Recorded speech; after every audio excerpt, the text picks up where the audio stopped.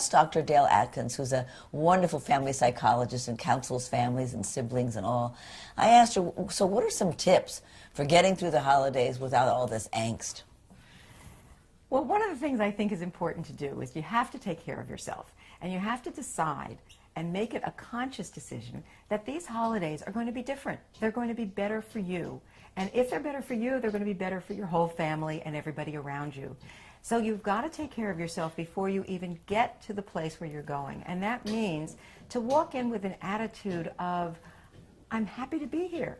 I'm going to focus on the people that I want to be with, and I'm going to minimize the interactions with people who really aren't so great to me all the time. And I'm going to walk when I need to walk. I'm going to move when I need to move.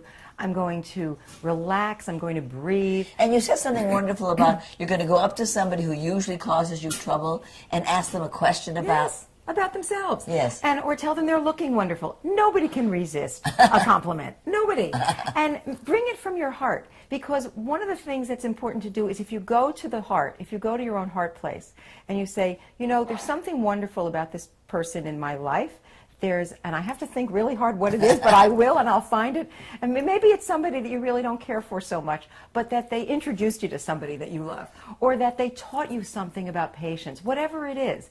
And I think that if you take care of yourself, you won't be so close to the edge that you're going to be angry, or you're going to be hostile, or you're going to be upset all the time.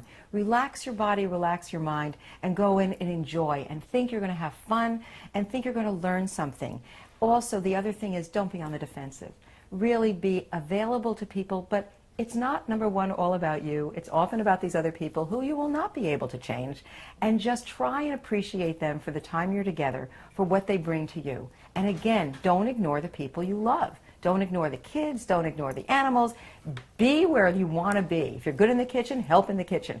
Do things that will give you joy at the holiday. And you can control so much of the outcome of the holiday. You know, another thing that I've heard you say before, yes. When you have a lot of family members and they're all different ages, how do you bring them together so there's just not little cliques of old people, middle-aged people, kids? What are some tips for bringing the whole family together? I love when we can bring the whole family together, and all different generations. Each of us has our own history and our own experiences, and we come from different backgrounds. Even if we're from the same family, we were raised by different parents because our parents were in different places of their own development when they were growing up, when they were raising us. So what I'd like people to do is write down a memory or a thought about something that happened to them, maybe at a previous holiday, and then throw them all in a basket. That was pleasant. That was pleasant, yes. Oh, yes, that was pleasant. And put it in a basket and have someone pick it out and think and try and guess who said it, and then have that person embellish that story. Talk a little bit about the family. Talk a little bit about where they came from. And have an opportunity to really share. Another thing you can do is to mix up this eating and have people sit where they want, but say you can't sit next to someone that you're, that is in your exact nuclear family. Right. And you can give rules. The other thing you can do is to have photographs and say, tell me something about this person in this picture. Who is this person? I only know one little story about them. But so you get people talking and you get the focus away from the normal patterns that get people crazy. Exactly, like what bothers me about you and all of that. This is not a time for that. You're right. also not going to heal the family rifts in one dinner or one weekend. Right. But what you can do is you can start to change patterns. You can respond differently. Just because somebody pushes your button doesn't mean you have to respond. You can, the connection doesn't have to be there. And now there's also a lot of loss feeling around the holidays. Yes. Tell us about the different kinds of losses that there are. I'm so glad you asked that, Marlo, because most people don't really focus on loss, and yet it's everywhere. And we want to be happy, and we want to be thrilled, and we want to look like a Norman Rockwell painting.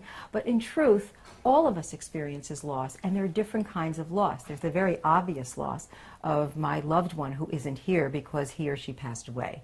But we honor them. Perhaps we light a candle, or we play their favorite music, or we wear a pin that reminds us of them. We talk about them. We talk about them. We have their recipe, and we include their memory, because really it's all about sharing and passing a legacy about who we are as a family. And that's an obvious kind of loss, and we need to pay attention to that. We also can't avoid talking about that person with other people. But there are other kinds of losses, and the one I'd like to speak about has to do with the loss of the relationship you don't have with the person who's sitting across the table from you, that you wanted to have and you wished you had a different kind of connection, but you just don't. Either because he or she married someone you didn't care for and they became a different person and you don't recognize who they are, or maybe it's a loss of you're sitting at this table but you wished you were sitting over there at someone else's house but they didn't invite you.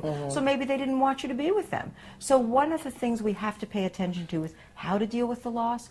We acknowledge it and then we force ourselves to pay attention to that which we have, to focus on the blessings, the people that we are with who can offer us something about ourselves and our life that we didn't really know about. And we stay in the moment. We stay present. We don't worry about where we're not. We are really where we are.